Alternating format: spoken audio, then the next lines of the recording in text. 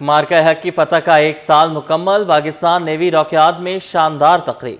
शहदा को खराज अकीदत। ऑपरेशन बुनियान मरसूस की कामयाबी पर पाक नेवी को खराज तहसीन। समुद्री मुहाज पर दुश्मन के अजाइम खाक में मिलाने पर पाक बहरिया को कौम का सलाम। वज़ीर आला मुराद अली शाह ने यादगार शहदा पर फूल चढ़ाए, फातह ख्वानी की। कहा, मुसल्लह अफवाज ने मुल्क की सलामती में अहम किरदार अदा किया। दुश्मन को एक साल पहले इबरतनाक शिकस्त दी। Commander Karachi vice admiral Mohammad Faisal Abbasi बोले, मुल्क की सलामती और आज़ादी पर कोई समझौता नहीं करेंगे। दुश्मन का गुरूर खाक में मिला दिया। ट्रांसपोर्टर्स ऑफ गुड्स एसोसिएशन की जानिब से मार्का हक में फतह पर अफवाज पाकिस्तान के हक में तकारीब का इनेकाद किया गया। सदर तारिक गुजर ने कहा कि पाक अफवाज की कुर्बानियाँ कौम का फ़ख्र है। पूरी कौम अपनी बहादुर अफवाज के शाना बशाना खड़ी है। काविश मेमन की रिपोर्ट। मार्का हक कौम और अफवाज पाकिस्तान की तारीखी कामयाबी, पाक अफवाज की कुर्बानियाँ वतन की सलामती की जमानत। ट्रांसपोर्टर्स ऑफ गुड्स एसोसिएशन की जानिब से मार्का हक की फतह को एक साल मुकम्मल होने पर अफवाज पाकिस्तान के हक में शानदार और पुरवकार तकरीब का इनेकाद किया गया, जिसमें पाक अफवाज की कुर्बानियाँ और खिदमात को भरपूर खराज तहसीन पेश किया गया।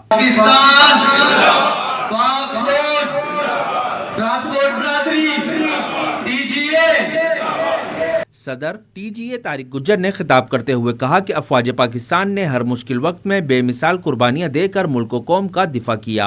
पूरी कौम अपनी बहादुर अफवाज पर फख्र करती है। हमारा ये आज फर्ज बनता था कि हम ट्रांसपोर्ट प्रणाली के प्लेटफॉर्म से अब तीनों फौज के साथ ज़ाहिर यकजहती करें और अपनी इस तीनों फौज को इस चीज का यकीन दिलाएं कि हमारा माँ की कुर्बानी के लिए आपके साथ खड़ी है। तकरीब के मुकर्रिरीन ने कहा कि मार्का हक की कामयाबी कौमी इत्तेहाद, जज्बा हुब्बुल वतनी और अफवाज पाकिस्तान की पेशावराना सलाहियतों का मुँह बोलता सबूत है। तकरीब के अख्तिताम पर चेयरमैन कोर कमेटी हाजी यूसुफ ने मुल्क की सलामती, तरक्की और अफवाज पाकिस्तान की कामयाबियों के लिए खुसूसी दुआ करवाई। FPCCI के सीनियर नायब सदर साकिब फयाज मग्गू ने कहा है कि भारत की जारहियत का पाकिस्तान ने मुंह तोड़ जवाब दिया। पूरी दुनिया के सामने भारत का असली चेहरा सामने आ गया। साबित हो गया, पाकिस्तान के सामने भारत एक हफ्ता भी नहीं ठहर सकता। मार्का हक में फौज ने तारीख रकम की, जिस पर आने वाली नस्लें फख्र करेंगी। देखिए, मार्के हक जो है पूरी कौम को इसके ऊपर फख्र है और मैं इसको एक दूसरे एंगल से मैं देखता हूँ कि मार्के हक को जो है हमें thanksgiving day to India करना चाहिए, कि हमें उसका शुक्रिया अदा करना चाहिए कि उसने ये जो है जो एक बहुत ही निचले दर्जे की। मार्का हक को एक साल मुकम्मल। यूनाइटेड बिजनेस ग्रुप के सदर जुबैर तुफैल कहते हैं कि भारत को गलत फहमी थी कि पाकिस्तान को दबा लेगा। अफवाज पाकिस्तान ने पेशावराना फराइज से दुश्मन को मुंह तोड़ जवाब दिया। भारतीय जंगी जहाज गिरने की तस्दीक अमरीकी सदर ने भी की। के दिमाग में छाया हुआ था कि वो कोई बहुत बड़ा मुल्क है और वो पाकिस्तान को आसानी से दबा लेगा, लेकिन मार्का हक के सूरत में उसको ऐसा जवाब दिया गया कि 7 जहाज उसके गिर गए बकौल प्रेसिडेंट ट्रंप के। हमें नहीं पता था, प्रेसिडेंट ट्रंप ने बताया कि पाकिस्तान एयरफोर्स ने उसके 7 जहाज गिरा दिए और उसके बाद से फिर वो खामोश होकर बैठ गए। और मैं समझता हूँ कि पाकिस्तान की फौज और एयरफोर्स ने अपनी जिम्मेदारियां बहुत अच्छी तरह अंजाम दी और इसी की वजह से जो है आज सारी दुनिया में पाकिस्तान का नाम है। और अब खामोश इंडिया जो है खामोश होकर बैठा हुआ, ठंडा होकर बर्फ की सिल पे बैठ गया है। कराची साउथ बॉक्सिंग एसोसिएशन के ज़ेर एहतमाम मार्का हक की मुनासबत से यूथ बॉक्सिंग टूर्नामेंट का इनेकाद। ककरी ग्राउंड स्पोर्ट्स कॉम्प्लेक्स में होने वाले मुकाबलों में खिलाड़ियों ने भरपूर हिस्सा लिया। तफसीलात काविश में चलेंगे। देखिए, मार्का हक की मुनासबत से कराची लियारी के ककरी ग्राउंड में बॉक्सिंग के मुकाबले मुनक्किद किए गए हैं। इसी हवाले से मेरे साथ बात करने के लिए साउथ बॉक्सिंग एसोसिएशन के सीनियर नायब सदर अब्दुल रशीद साहब मौजूद हैं। उनसे बात करते हैं। अब्दुल रशीद साहब, बताइएगा, प्रोग्राम मुनक्किद किया है, लियारी में बेपनाह टैलेंट मौजूद है, उसको निखारने की ज़रूरत है, क्या कहेंगे आप? हाँ जी, बेहतर है, बिल्कुल निखारने की ज़रूरत है और इसमें अच्छे अच्छे बॉक्सर टैलेंट अच्छे मौजूद है हमारे पास, लेकिन उसमें हुकूमत की सरपरस्ती होनी चाहिए थोड़ी सी, ताकि बॉक्सर आगे निकल के कौम और मुल्क का नाम रोशन कर सकें। दूसरे खेलों की तरह मार्का हक हो रहा है तो हम भी इसमें हिस्सा ले रहे हैं इंशाल्लाह ताला। ये पाकिस्तान पहुँच के हम शाना बशाना खड़े हैं और हमारी खुशी है कि आप लोग आए लियारी में, हमारे स्केल को देखा और हमारी इस आवाज़ को आगे तक ले जाना के लिए आप हमारे एक रास्ता बन जाए, क्योंकि मैं खुद भी एक इंटरनेशनल बॉक्सर रह चुका हूँ। पाकिस्तान के लिए। मेरे अपने बेटे भी इंटरनेशनल बॉक्सर हैं, हमारा क्लब है यंग बुल्स बॉक्सिंग क्लब का। तो ये हमारे कितने अच्छे साथी हैं, सारे बॉक्सिंग के लिए दिन रात कोशा हैं ताकि इलाके की बुराई से बच सकें, हम मंशियात और शराब जुए से बच सकें, ताकि हमारे नौजवान नई नस्ल आगे चल के मुल्क का कौम का नाम रोशन कर सकें। बिल्कुल, पाक फ़ौज से इज़हार यकजहती का मुनफरिद अंदाज़ है और यही वजह है कि आज लियारी के ककरी ग्राउंड स्पोर्ट कॉम्प्लेक्स में बॉक्सिंग के मुकाबले मुनक्किद किए गए। वज़ीर आला सिंध का BRT रेड लाइन मनसूबे का दौरा, चौथा मुआयना एक हफ्ते में। दाऊद इंजीनियरिंग यूनिवर्सिटी से दौरे का आगाज़, आला हुक्काम भी हमरा। CEO ट्रांस कराची की वज़ीर आला को मिस ट्रैफिक रोड पर ब्रीफिंग, रेड लाइन पर गैस और बिजली लाइनों पर मुंतकिली तेज करने की हिदायत। बात करेंगे इस हवाले से अक्सा शाहिद से, अपडेट कीजिएगा। जी बिल्कुल, इतवार के रोज वज़ीर आला सिंध मुराद अली शाह ने एक बार फिर से जो वो कराची के दौरों का रुख कर लिया। मुराद अली शाह का हफ्ते के दौरान जेर तामीर मनसूबे का एक चौथा दौरा है। वज़ीर आला सिंध ने जो वो दाऊद इंजीनियरिंग यूनिवर्सिटी रोड से अपने दौरे का आगाज किया। इस दौरे में इनके साथ सूबाई वजीर सईद गनी, मोहम्मद खसूसी, कासिम नवीद और मेयर कराची मुस्तफा वहाब, कमिश्नर कराची हसन नकी, सेक्रेटरी ट्रांसपोर्ट असद जामिन और वाटर बोर्ड के MD अहमद सिद्दीकी भी जो है वो इनके हमरा मौजूद रहे। जबकि जो वो इलेक्ट्रिक और स्विफ्टन गैस के असरान भी जो है वो इस दौरे में इनके साथ साइट पर मौजूद रहे। CEO ट्रांस कराची जुबैर चन्ना की वज़ीर आला सिंध मुराद अली शाह को मिक्स ट्रैफिक के रोड की तामीर पर जो वो ब्रीफ दी गई है। वज़ीर आला मुराद अली शाह ने BRT रेड लाइन और मुताल्लिका सड़कों की तामीर का जो है वो काम तेज करने का जो वो मजीद तेज करने की जो हिदायत जारी कर दी है। वज़ीर आला ने नीपा पर मिक्स लेन ट्रैफिक रोड की तामीर के लिए जो काम का जायजा लिया और आगाही जो वो हासिल की। नीपा पर रोड की तामीर का काम जो वो तेजी से जारी है। वज़ीर आला सिंध ने कहा कि मौसमियात का नीपा तक मिक्स ट्रैफिक के रोड की तकमील से जो है नीपा से हसन स्क्वायर की तरफ ट्रैफिक की रवानी आसान हो जाएगी अगर ये जल्द से जल्द वो तामीर हो जाता है। तामीरी काम में जो है वो हाल तमाम रुकावटों को जो है वो दूर करने के लिए तमाम महकमे मिलकर जो है वो काम कर रहे हैं। वज़ीर आला सिंध ने इसलिए इस दौरे में तमाम अफसरान को, तमाम महकमों को जो है वो साफ किया ताकि काम में जो है किसी किस्म की रुकावट ना आए। इसी के साथ साथ नुमाइश से मौसमियात तक मिक्स ट्रैफिक लैन MTL सड़क पर स्टापलेट पेज पर जो मुकम्मल कर लिया गया है। वज़ीर आला सिंध ने मिक्स ट्रैफिक लाइन की सब ग्रेड और एग्रीगेट बेस का जो वो काम मुकम्मल किया। जबकि ज़ेर तामीर रोड पर 1700 मीटर से जायद MTS का काम जो वो मुकम्मल हो चुका है। ये भी बताया जा रहा है कि उर्दू यूनिवर्सिटी हसन स्क्वायर तक जो वो फोर्स के केस और मनसूबे की तोसी के तहत जो वो पानी की पाइपलाइन बिछाने का काम भी जो वो तेज से जारी। जबकि ये भी कहा जा रहा है कि यूके अपार्टमेंट के पास पानी की लाइन के काम के लिए जो वो जायजा लेने के लिए वज़ीर आला सिंध मुराद अली शाह खुद जो है वो जाएंगे। वज़ीर आला सिंध ने यूके अपार्टमेंट के पास ज़ेर तामीर न्यूटन फ्लाईओवर का भी जो वो जायजा लिया है। रोड पर मौजूद 48 इंच कतर की वाटर लाइन की मुंतकिल का काम जो वो आखिरी मराहिल में भी जो दाखिल हो चुका है। इस पर भी जो वो ब्रीफिंग दी गई है। जबकि निकासी और पानी की लाइन मुंतकिली का काम भी तेज किया जा रहा है क्योंकि BRT रेड लाइन का जो मनसूबा है ये तकरीबन 27 किलोमीटर पर मुश्तमिल है। तो इसमें जो है वो काफी सारी यूटिलिटीज हैं और काफी सारे काम ऐसे हैं जो रुकावट का बाइस भी बन रहे हैं, जिसको हल करने के लिए अब वज़ीर आला सिंध जो वो खुद इस पर जो वो हर हफ्ते विजिट कर रहे हैं और ब्रीफिंग ले रहे हैं।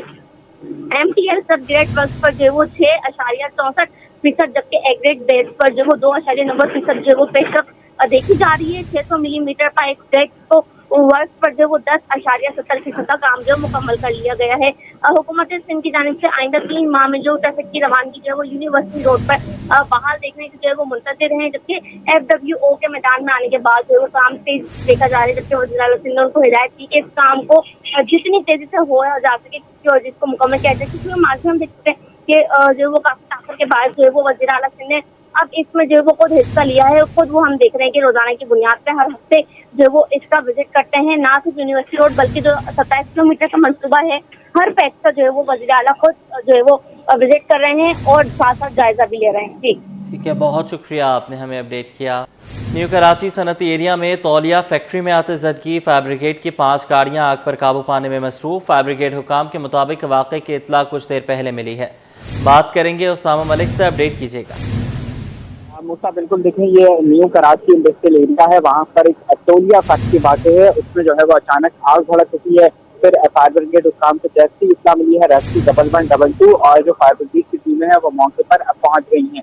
ये सारा ही जो इलाका है वो इंडस्ट्रियल एरिया ही है और इसमें जो है वो तमामी फैक्ट्री, कारखाने और जो छोटे छोटे प्लांट्स वगैरह होते हैं वो यहाँ पर मौजूद है। इसके कबल भी जो है वो यहाँ पर इस तरीके की आग लग चुकी है, लेकिन ये जो आग है उसको देखते हुए जो है वो लग रहा है कि इसकी शिद्दत की आग नहीं है। फायर ब्रिगेड की टीमों ने फौरी तौर पर जो है वो रिस्पॉन्स दिया है और ऐसे में वाटर बोर्ड की जो इंतजामिया है उसने भी जो है वो नोटिस देते हुए फौरी तौर पर जो है वो इमरजेंसी तलब कर लिया, हाइड्रेंट पर इमरजेंसी नाफिज कर दी गई है और जो पानी की सप्लाई है उसको जो है वो फायर ब्रिगेड हुकाम को उनकी रिक्वायरमेंट पूरी की जा रही है। फोकल पर्सन जो है वो CEO बराए हाइड्रेंट सेल ऑपरेशन वो खुद इसकी निगरानी कर रहे हैं, जबकि आतिशबाजी पर काबू पाने के दौरान तक रेस्क्यू को बिला तासीर जो है वो पानी की फराहमी जारी रहेगी।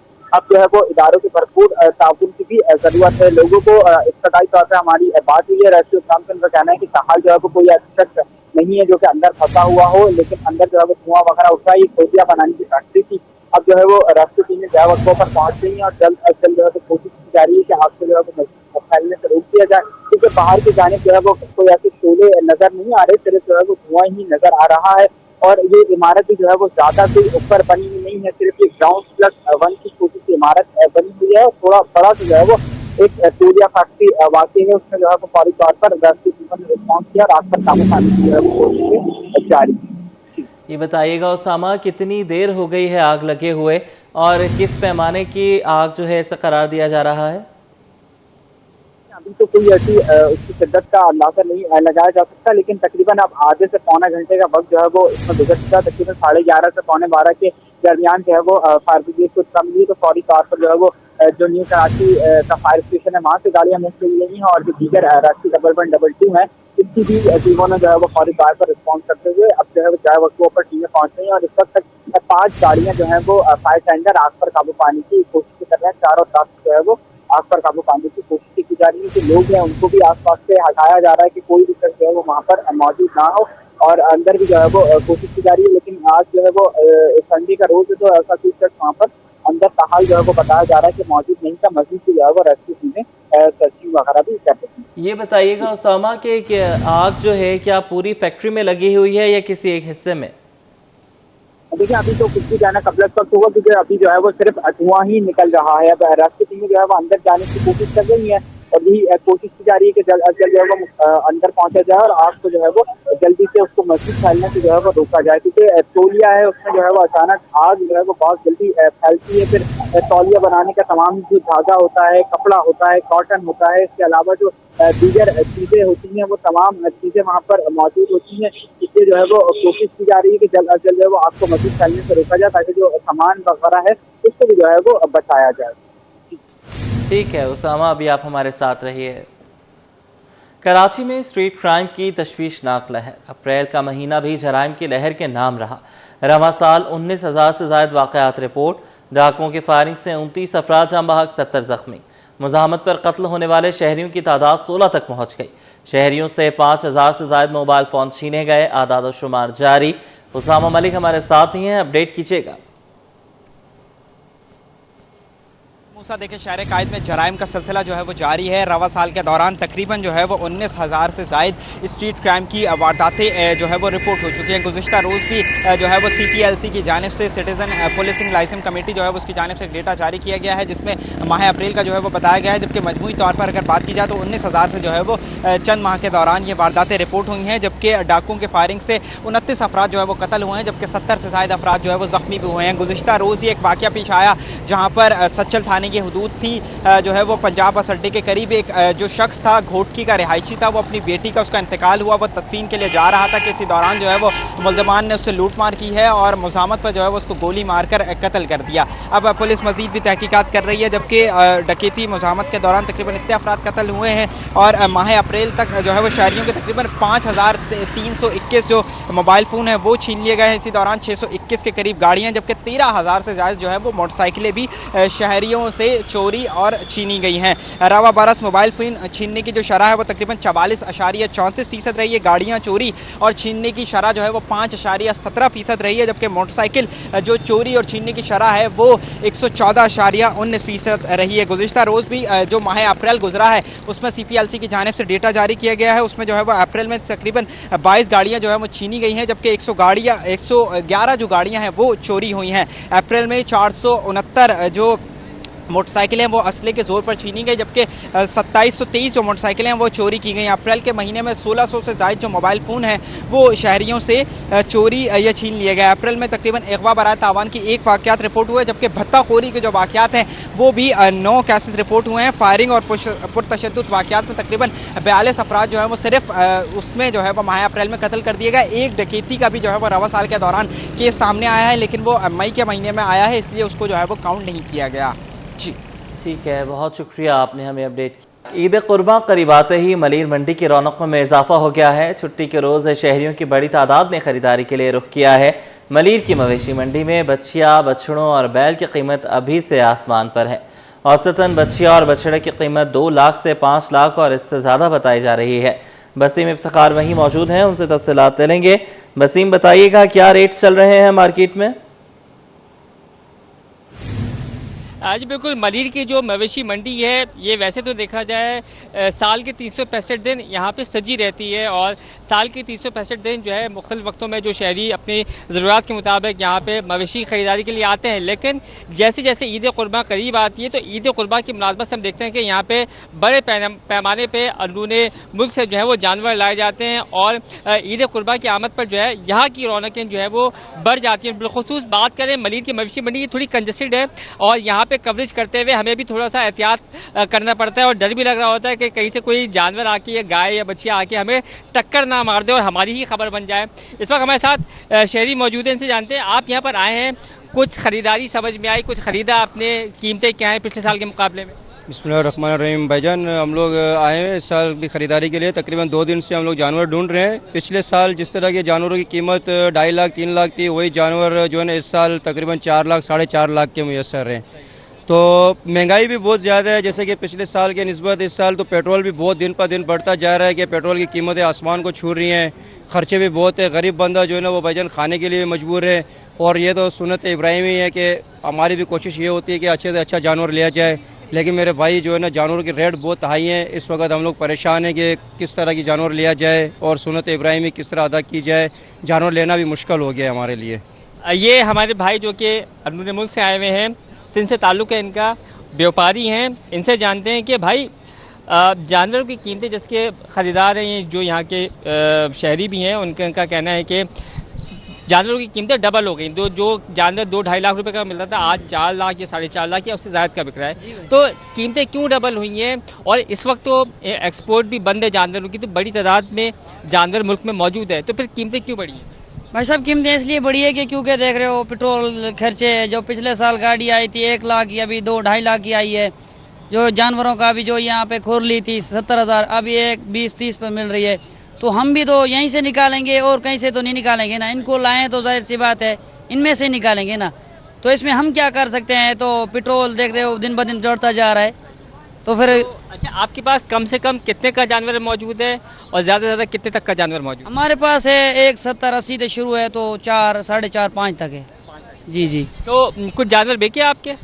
वही हमें 20 दिन हुए आए हुए हैं, को हो गए हैं, हमारे जानवर 5 या 10 बिके हुए हैं। 80 जानवर लाया था। अच्छा, ये जो काला बछड़ा बैठा हुआ है गालिबन 2 दांत होगा, इसके क्या मांग रहे हैं आप? इसके 4.5 मांग रहे हैं। 4.5 लाख। जी जी। तो कितने में छोड़ देंगे आप? ये हो जाएगा 380-70 तक हो जाएगा। देखिए यहाँ पे जो ख़रीदार आए हुए हैं उनका ये कहना है कि गुज़श्ता साल के मुकाबले में जानवरों की कीमतें दुगनी हो गई हैं, और इस बार उनको थोड़ा सा मसला हो रहा है कि वो किस तरीके से जानवरों की ख़रीदारी करें और सुन्नत इब्राहिमी की फरीज़े को अदा करें। लेकिन इसके साथ साथ जो व्यापारी हैं उनका ये कहना है कि ये अपने आबाई इलाकों से, अपने आबाई गाँव से जानवर लेके कराची आते हैं, अखराजात होते हैं, इनके चारे का ख़र्चा होता है, फिर जो सबसे बड़ी जो कॉस्ट होती है वो होती है ट्रांसपोर्टेशन की, यानी कि किराए। क्योंकि अपने आबाई इलाकों से, जैसे कि उन्होंने सिंध से ये जानवर लाए हैं, तो इसके लाने के भी अखराजात होते हैं, तो उसको मद्देनज़र रखते हुए, अपने प्रॉफिट मार्जिन को मद्देनज़र रखते हुए फिर ये फ़रोख्त करते हैं। तो उनका कहना है कि हम आए हैं जानवरों को लेके, तो यहीं से अपने प्रॉफिट मार्जिन को पूरा करेंगे। लेकिन देखना ये है कि नसीब के किसके नसीब में कौन सा जानवर आता है। तमाम मुतालबा दोनों जानिब से किया जा रहा है, चाहे वो ख़रीदार हों या व्यापारी हों, कि महंगाई के वो अवामिल जो कि महंगाई में इजाफे का सबब बन रहे हैं उसको ख़त्म किया जाए,